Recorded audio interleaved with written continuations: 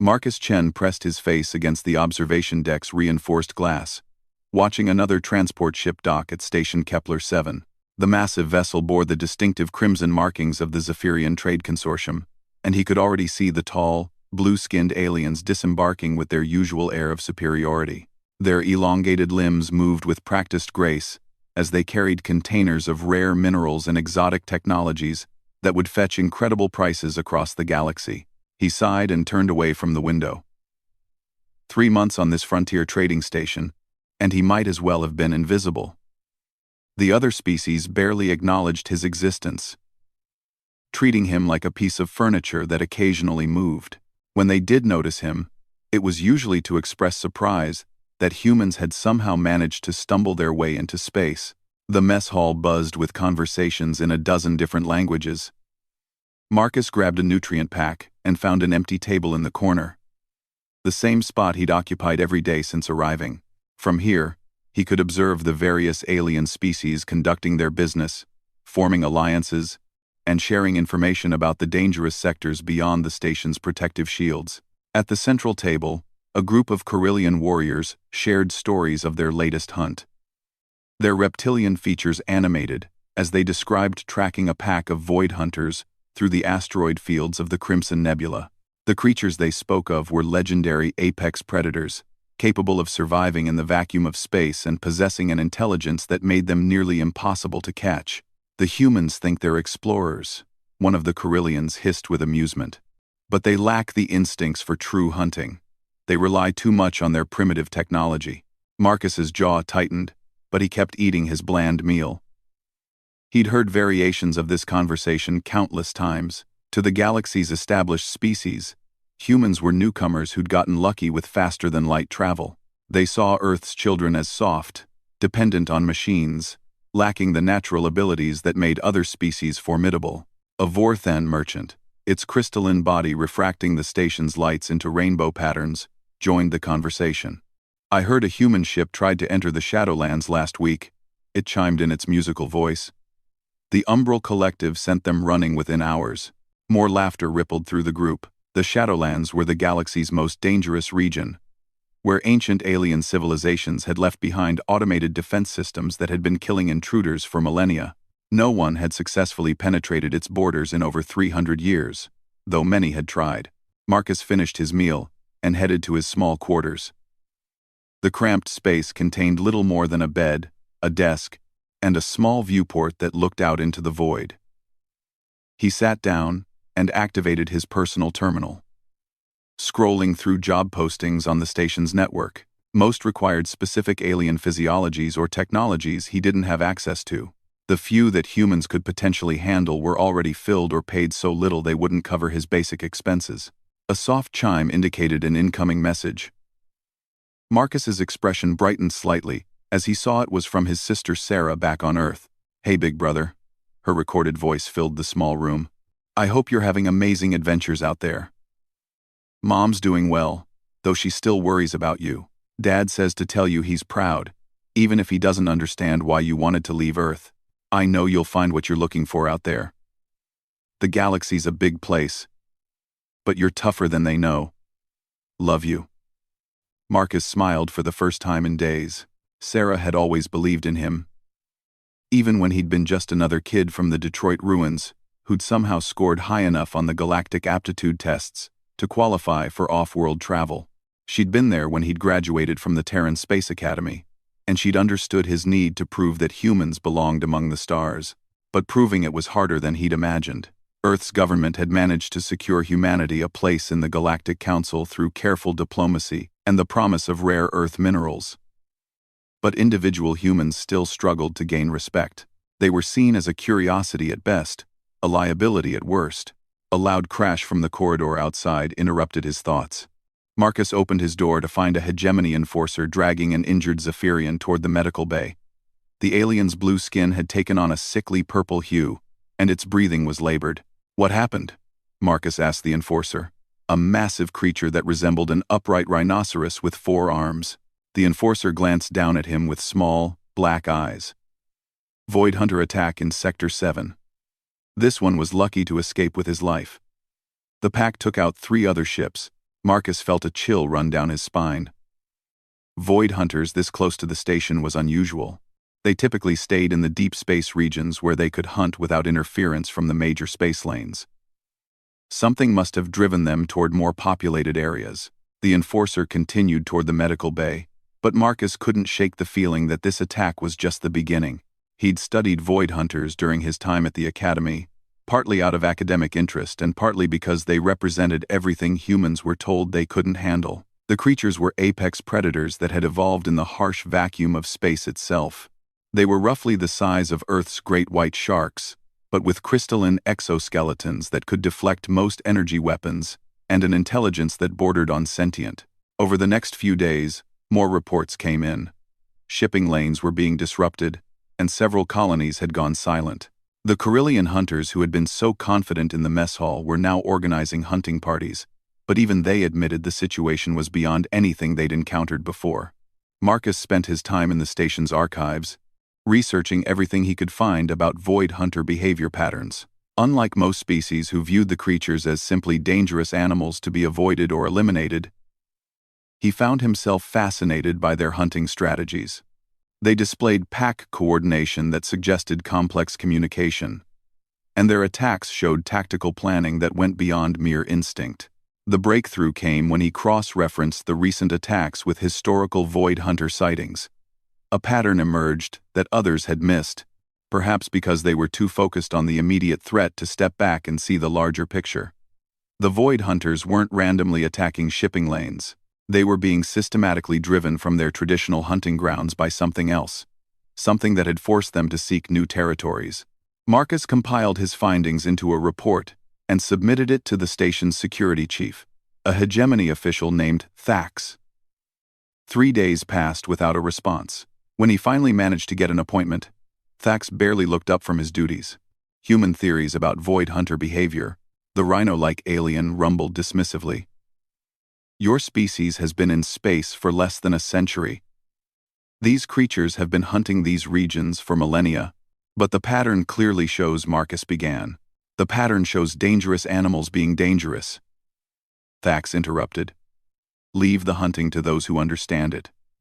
Frustrated but not deterred, Marcus tried approaching the Corellian hunting parties directly. Their leader, a scarred veteran named Crix, listened with barely concealed impatience before shaking his massive reptilian head. Human. You know nothing of the hunt, Crix growled. These creatures can sense fear, weakness, hesitation. Your kind possesses all three in abundance. Stay in your quarters while warriors handle this threat. Marcus watched from the observation deck as the Corellian hunting fleet departed the station. 12 heavily armed ships crewed by some of the galaxy's most experienced predator hunters. If anyone could handle a void hunter pack, it should be them. 2 days later, only 3 ships returned, and they were badly damaged. The survivors spoke in hushed tones about an ambush unlike anything they'd ever experienced. The void hunters had anticipated their tactics, countered their strategies, and turned the hunt into a massacre. The station went into lockdown mode. No ships were allowed to leave without military escort, and even the most confident alien traders spoke in worried whispers about what might happen if the void hunters decided to attack the station itself. The facility's defensive systems were formidable, but they'd never been tested against a coordinated assault by creatures that could survive and fight in hard vacuum. Marcus spent sleepless nights poring over the data from the failed hunt. The Corellians had approached the void hunters like animals, using intimidation and brute force tactics that had worked against other spaceborne predators. But these creatures were different. They demonstrated strategic thinking that suggested they might be more than simple predators. An idea began to form in his mind, dangerous and probably foolish, but based on observations that no one else seemed willing to consider. What if the key to dealing with void hunters wasn't to hunt them like animals, but to approach them as intelligent beings with their own motivations and territorial concerns? He began modifying his personal shuttle systems, making changes that would have horrified the safety inspectors back at the academy. He stripped out the defensive weapons and redirected that power to sensors and communications arrays. If his theory was correct, approaching the void hunters as a threat would only confirm their perception of all spacefaring species as enemies. The night before he planned to test his theory, Marcus recorded a message for his sister. He told her about his observations, his conclusions, and his plan. He also told her how proud he was to be her brother, and how much their family meant to him. If he was wrong about the Void Hunters, it might be the last message he ever sent. As he prepared to leave the station without authorization, Marcus thought about all the times he'd been dismissed, ignored, or told he didn't belong among the stars. Maybe they were right. Maybe humans really weren't cut out for the dangers of galactic society. But maybe, just maybe, being underestimated would turn out to be humanity's greatest advantage. The shuttle's engines hummed to life as Marcus initiated the launch sequence. Whatever happened next, he was done being invisible. It was time to show the galaxy what a human could accomplish when everyone expected him to fail. The void waited beyond the station's lights, dark and full of predators that had just proven they could outthink some of the galaxy's most experienced hunters. Marcus engaged the autopilot and began transmitting his position on all frequencies, making himself impossible to miss. He was about to find out if his theories about void hunters were brilliant insights or the desperate hopes of a species that didn't belong among the stars. Either way, the galaxy was finally going to notice Marcus Chen. Marcus's shuttle drifted through the debris field that marked the site of the Corellian hunting fleet's destruction. Twisted metal and crystalline fragments caught the light of distant stars, creating an eerie constellation of defeat. His modified sensors picked up traces of Void Hunter biosignatures, but the creatures themselves remained hidden in the deeper shadows between asteroids. He'd been broadcasting his position for 6 hours now, making no aggressive moves, simply maintaining a steady course through what should have been the most dangerous space in the sector. His theory was that Void Hunters, like most intelligent predators, evaluated threats before attacking. The Corellians had approached with weapons blazing and aggressive postures, triggering an immediate defensive response. Marcus hoped that by presenting himself as a non-threat, he might get a different reaction. A proximity alarm chimed softly. His sensors detected movement in the asteroid field ahead, but the readings were unlike anything in the galactic databases. The Void Hunters moved through space with an organic fluidity that made them nearly impossible to track with conventional sensors. They seemed to phase in and out of detection range, as if they could somehow bend space around themselves. Marcus reduced his shuttle's speed to barely above drift velocity. Through the forward viewport, he caught his first glimpse of a Void Hunter in person. The creature was magnificent and terrifying in equal measure. Its crystalline exoskeleton refracted starlight into prismatic patterns that created natural camouflage against the cosmic background. It was roughly 12 meters long, with a streamlined body that ended in powerful propulsion organs that could generate incredible acceleration without any visible exhaust. The creature approached his shuttle with cautious curiosity rather than immediate aggression. Marcus could see its sensory organs scanning his ship, analyzing everything from hull composition to energy signatures. He kept his hands visible and made no sudden movements, treating the encounter like a first contact scenario rather than a hunting expedition. More Void Hunters materialized from the asteroid field. Soon he was surrounded by at least 20 of the creatures, all maintaining a respectful distance, while they studied this strange new entity that had entered their territory without weapons ready or shields raised. Marcus realized he was holding his breath and forced himself to breathe normally. If these creatures could sense emotional states, panic would likely trigger their attack instincts.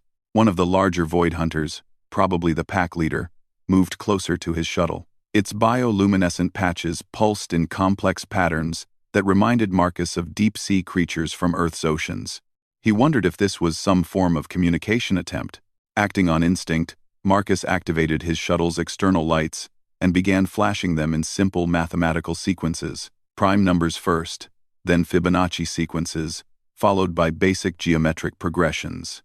It was the same approach xenobiologists used when trying to establish communication with potentially intelligent species. The Void Hunter's luminescent displays changed, shifting to patterns that seemed to mirror his own light sequences but with subtle variations. Marcus felt his heart race with excitement. This wasn't random behavior. The creature was responding, possibly even trying to communicate. Over the next several hours, Marcus worked to establish a basic communication protocol with the Void Hunters. It was slow, painstaking work, complicated by the fact that these creatures had evolved in a completely different environment, with sensory capabilities he could barely comprehend. But gradually, patterns emerged. The Void Hunters, it turned out, had been driven from their traditional hunting grounds by something they could only describe as the Dark Swarm. Through a combination of light patterns, electromagnetic pulses, and even controlled gravitational fluctuations, they managed to convey images of their original territory being invaded by entities that consumed everything in their path. Marcus felt a chill as he began to understand the implications. The Void Hunters weren't randomly attacking shipping lanes. They were refugees, driven from their homes by something far more dangerous. Their attacks on ships and colonies weren't acts of aggression but desperate attempts to find new territory where they could hunt and survive. The pack leader, whom Marcus had mentally dubbed Luminous due to its particularly bright bioluminescent displays, managed to convey the location of the original Void Hunter territory. It was deep in the Shadowlands, the forbidden region that had been off-limits to galactic civilization for centuries. As their communication became more sophisticated, Marcus learned that the Void Hunters had been the Shadowlands' primary predator species for millennia.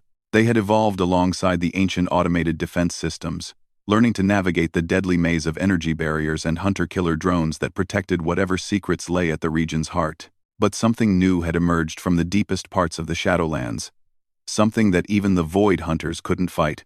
Luminous showed him recordings stored in its biological memory, images transmitted through carefully modulated bioelectric fields. Marcus watched in horror as massive geometric shapes emerged from deep space, surrounded by clouds of smaller entities that moved with hive-mind precision. These dark swarm entities consumed everything they encountered, breaking down matter at the molecular level and incorporating it into their own structures. The implications were staggering. If these entities continued their expansion, they would eventually reach the populated regions of the galaxy. The Void Hunters were just the first refugees from what could become a galactic catastrophe. Marcus realized he had to get this information back to the station, but first, he needed to convince the Void Hunters that not all spacefaring species were their enemies. Through careful negotiation, he arranged for a small group of Void Hunters to accompany him back towards Station Kepler 7, staying far enough away to avoid triggering the station's automatic defenses, but close enough to observe how other species reacted to Marcus's discoveries. The return journey took 3 days, during which Marcus worked to refine his communication protocols with his Void Hunter escorts.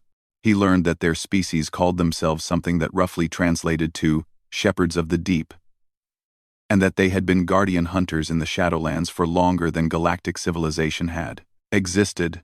They also revealed that they had been trying to warn other species about the Dark Swarm, but their attempts at communication had been interpreted as attacks.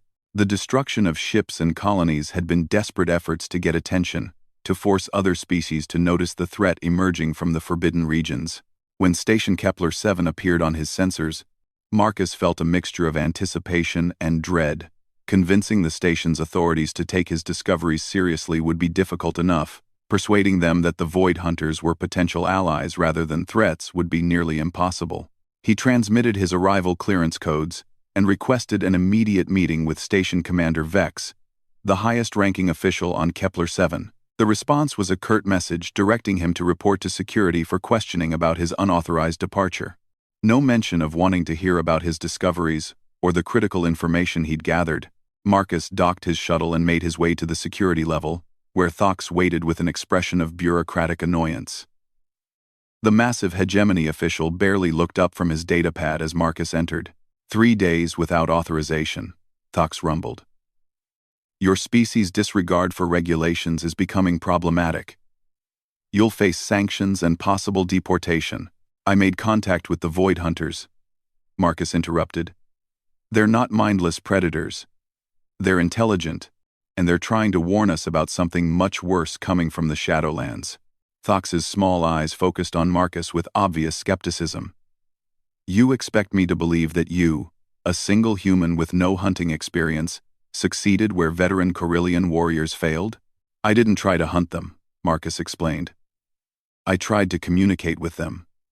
And it worked. They have information about a threat that could endanger every species in this sector.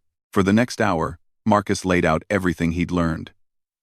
He showed the sensor recordings from his shuttle, the communication protocols he'd developed, and the images the Void Hunters had shared about the Dark Swarm. Throughout his presentation, Thox's expression remained unchanged, a mixture of disbelief and irritation.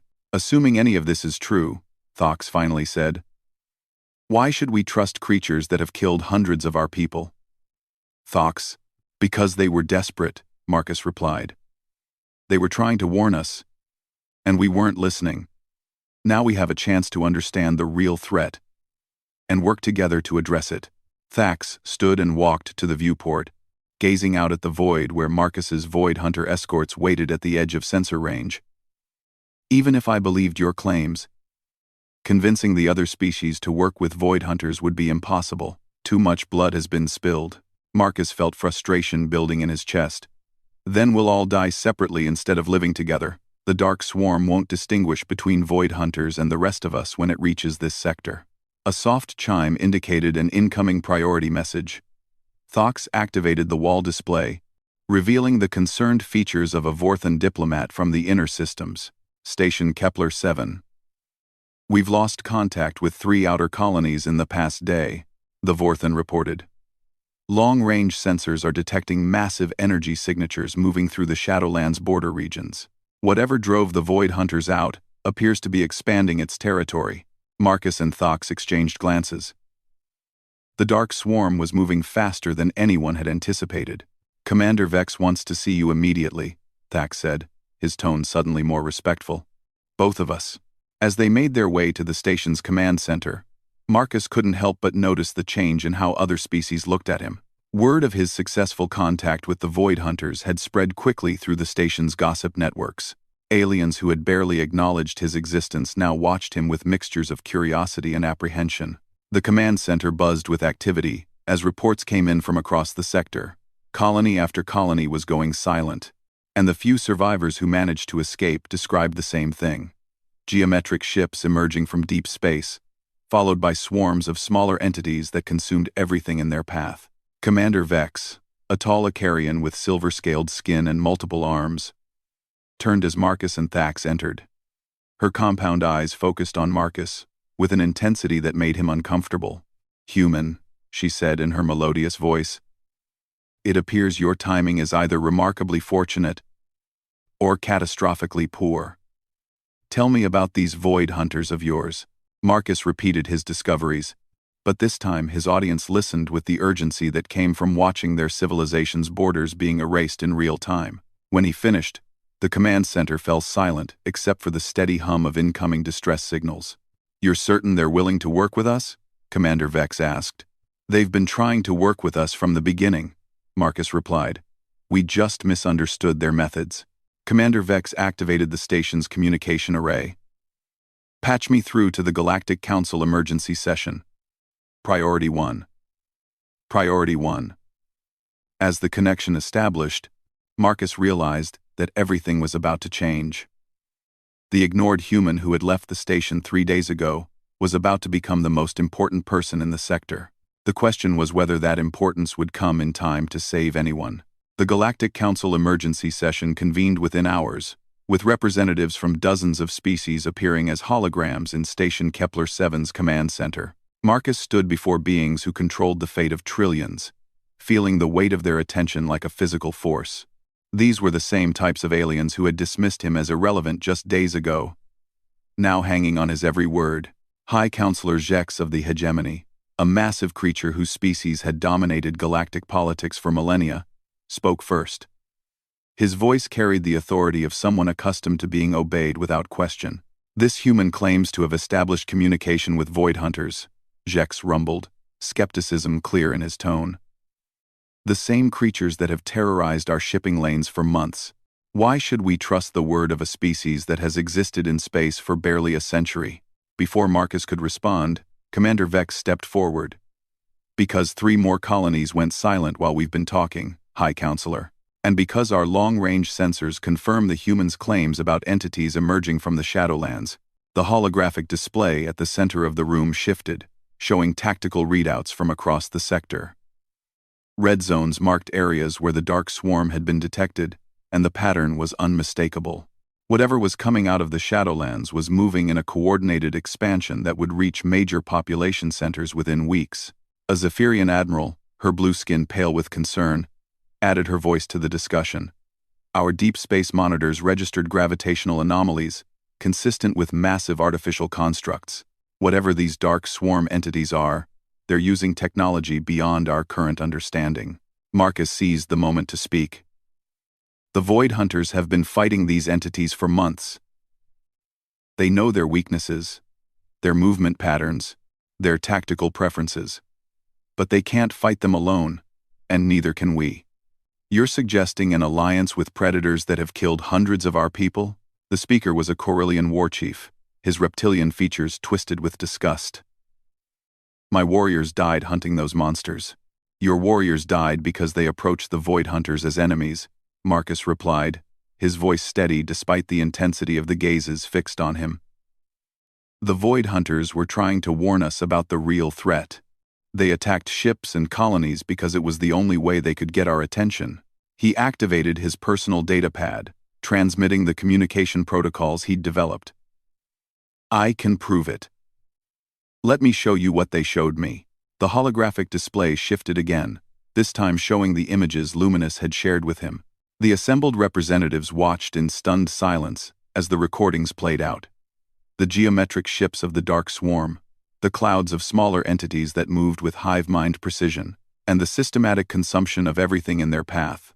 These recordings come from Void Hunter biological memory, Marcus explained. They've been witnessing this expansion for months, watching their traditional hunting grounds get consumed. They're not our enemies. They're refugees. High Counselor Jex leaned forward, his small eyes studying the tactical data. Even if we accept your interpretation, human, what exactly are you proposing? That we somehow coordinate military operations with creatures that live in hard vacuum and communicate through light patterns? That's exactly what I'm proposing, Marcus said. But it's going to require someone who can serve as a liaison, someone who speaks both languages. The implications of his words settled over the assembly. Commander Vex was the first to verbalize what everyone was thinking. You want to coordinate a joint military operation between galactic forces and Void Hunters, with yourself as the primary communication interface. It's the only way this works, Marcus replied. The Void Hunters trust me, because I approached them without weapons, without aggression. They shared their knowledge because I listened instead of trying to hunt them. But trust goes both ways. If we're going to work together, both sides need to believe the alliance is real. A new voice entered the conversation, one that made several representatives straighten with obvious respect. Senator Coriol of the Acarian Collective was known throughout the galaxy as a master strategist and diplomat. Her multiple arms gestured gracefully as she spoke. The human raises valid points, she said in her melodious voice. Our conventional military tactics have proven ineffective against these dark swarm entities. If the Void Hunters possess knowledge that could give us an advantage, we would be foolish to ignore it out of pride. And if this is an elaborate trap? The Corellian war chief demanded. What if the Void Hunters are working with these dark swarm entities? What if this human has been compromised? Marcus felt anger flare in his chest, but he forced himself to remain calm. If the Void Hunters wanted to destroy this station, they could have done it while I was making first contact. They had me surrounded for hours and chose communication over violence. That's not the behavior of enemies planning an ambush. Senator Coriol studied the tactical displays for several minutes before speaking again. Time is not our ally. Every hour we spend debating, more colonies fall to these entities. I propose we authorize a limited trial cooperation. If the human's assessment proves incorrect, we can terminate the alliance. If he's right, we gain knowledge that might save billions of lives. The debate continued for another hour, but Marcus could see the momentum shifting. The reports coming in from across the sector painted an increasingly desperate picture. Traditional military responses had proven useless against the Dark Swarm's expansion. The alliance with Void Hunters represented the only new strategic option available. Finally, High Counselor Jex called for a vote. The results were closer than Marcus had hoped, but decisive enough to proceed. By a margin of 3 votes, the Galactic Council authorized the formation of a joint task force with Void Hunter participation, under Marcus's coordination. Understand this. Human, High Counselor Zek said as the session concluded. You now speak for both humanity and these Void Hunters. Any betrayal, any failure, will be remembered by every species in this council. The weight of that responsibility settled on Marcus's shoulders as the holographic projections faded. He was no longer the ignored human trying to find his place among the stars. He was now the primary liaison between two incompatible forms of life, charged with coordinating a defense against an enemy that had already proven capable of destroying everything in its path. Commander Vex approached him as the command center returned to normal operations. How quickly can you arrange a meeting between our military commanders and your Void Hunter contacts? Luminous and the pack leaders are still waiting at the edge of sensor range, Marcus replied. But bringing them closer to the station is going to terrify everyone here. Most of your personnel have only heard about Void Hunters in terms of death counts and destroyed ships. Then we'll need to prepare them, Commander Vex said. I'm designating Docking Bay 7 for this meeting. It's large enough to accommodate Void Hunters, and isolated enough to minimize panic if something goes wrong. Marcus spent the next several hours working with the station's communication specialists to set up translation matrices for the upcoming meeting. The Void Hunters' complex combination of light patterns, electromagnetic pulses, and gravitational fluctuations would need to be converted into forms that other species could understand and respond to. Meanwhile, teams throughout the station prepared for humanity's first official diplomatic contact with creatures that most of the galaxy considered apex predators. Security protocols were modified. Atmospheric controls were adjusted for the possibility of Void Hunter presence, and medical teams prepared for injuries that might result from close contact with crystalline exoskeletons. Marcus also found himself dealing with something he'd never experienced before: celebrity. Word of his successful communication with Void Hunters had spread throughout the station, and suddenly everyone wanted to talk to the human who might hold the key to their survival. Scientists wanted to understand his communication methods, military officers wanted tactical assessments, and civilians wanted reassurance that the Alliance would somehow save them from the approaching threat. But the most meaningful conversation came from an unexpected source. Crix, the Corellian war chief who had survived the failed hunt, approached Marcus in the station's corridor. Human, the massive reptilian warrior said, his voice lacking its usual dismissive tone. My warriors died because I didn't listen to what you tried to tell us. I thought strength alone was enough to face any threat. Marcus looked up at the scarred veteran, seeing something in the alien's eyes that he'd never expected. Respect. I want to be part of this alliance, Crix continued. My remaining warriors and I have experience fighting in hard vacuum, and we understand pack tactics. If these Void Hunters are truly willing to work with us, we need to earn their trust through actions, not words. The irony wasn't lost on Marcus. The same Corellian who had dismissed him as a weak human now sought to serve under his coordination. But Marcus recognized the genuine nature of Crix's offer, and the strategic value of having experienced Void fighters as part of the Alliance. The Void Hunters respect courage and honor, Marcus said. If you're willing to approach them as allies instead of prey, they'll recognize that. But this only works if everyone involved truly commits to cooperation. As the time for the first official meeting approached, Marcus made his way to Docking Bay 7. The massive space had been modified with communication arrays, translation equipment, and safety barriers that could be quickly activated if the situation turned dangerous. Representatives from major galactic species waited nervously, many of them having never seen a Void Hunter except in combat footage. Marcus activated his personal communicator and sent a carefully crafted message to Luminous and the pack leaders waiting in space. The message was simple. Ready to meet friends. Come in peace, find peace. The response came quickly, a pattern of lights that translated roughly to shepherds come to teach others to hunt the dark swarm. Hope grows in the deep. Through the bay's atmospheric force field, Marcus watched as shapes materialized from the darkness of space. The Void Hunters approached slowly, their crystalline forms refracting the station's lights into beautiful, alien patterns. They moved with the fluid grace of creatures perfectly adapted to their environment, and Marcus felt a surge of pride at having been the first to see them as something other than monsters. Luminous entered first, its bioluminescent patches pulsing in greeting patterns that Marcus had learned to interpret as friendly. The creature's presence filled the docking bay with an otherworldly beauty that left many of the assembled representatives speechless.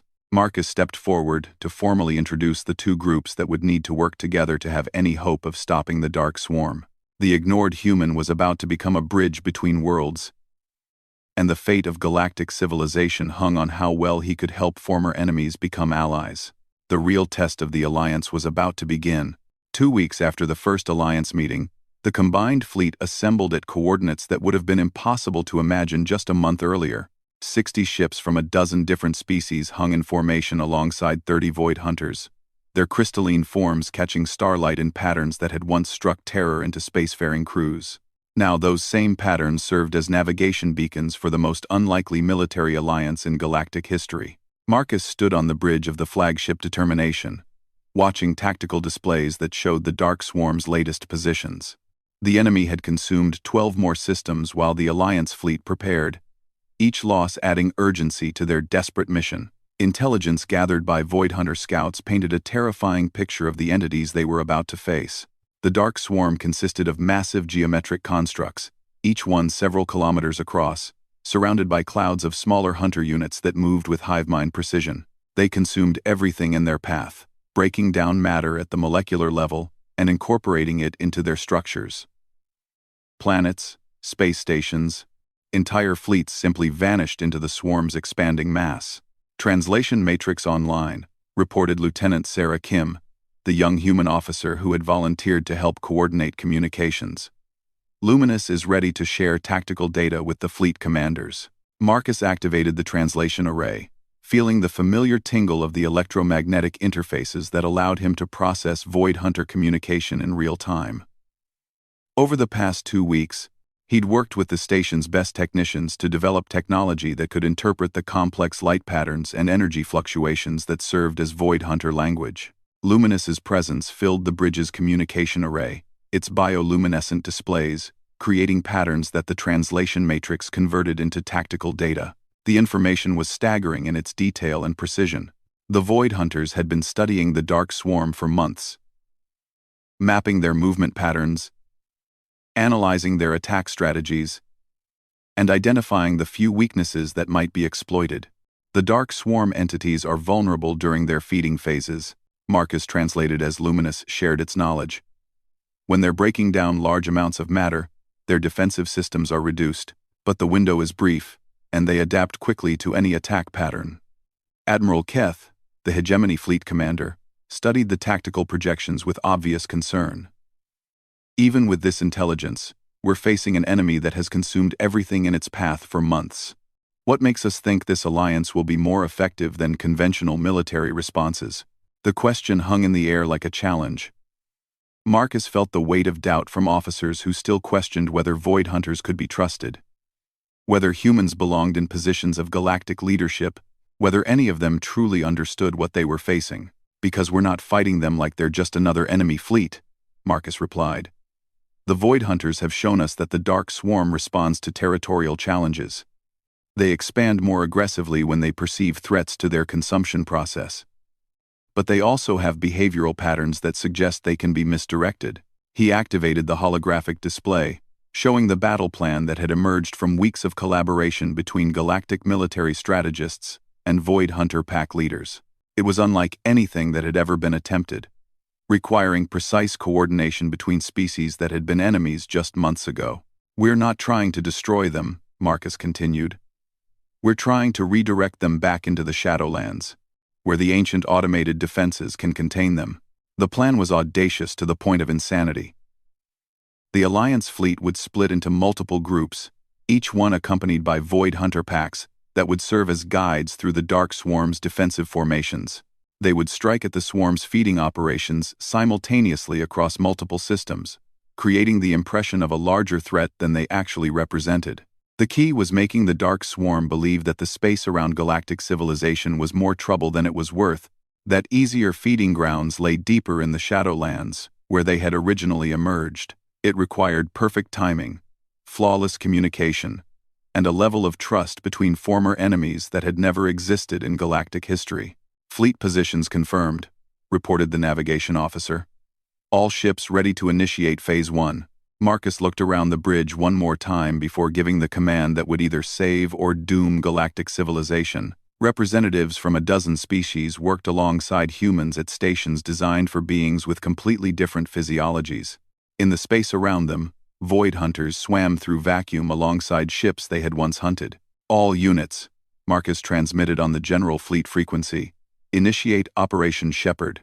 The fleet scattered like a starburst, each group racing toward predetermined coordinates where dark swarm entities were consuming planetary systems. Marcus's group, accompanied by Luminous and 5 other void hunters, headed for the Kepler 9 system, where a dark swarm construct was in the process of breaking down the 4th planet. The journey through hyperspace felt endless, but Marcus used the time to review the tactical data one more time. The Void Hunters had identified patterns in the Dark Swarm's behavior that suggested the entities were not merely destructive forces, but part of some larger purpose. They consumed matter with an efficiency that suggested they were building towards something, preparing for some greater expansion. When they dropped out of hyperspace at Kepler 9, the sight that greeted them was both beautiful and horrifying. The Dark Swarm construct hung in space like a geometric flower, its crystalline petals extending toward the planet below. Streams of matter flowed from the planet's surface toward the construct, creating ribbons of light that would have been spectacular if they hadn't represented the death of an entire world. "Target the feeding conduits," Marcus transmitted to the fleet group.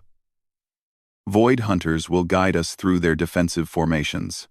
The attack began with a precision that would have been impossible without Void Hunter guidance.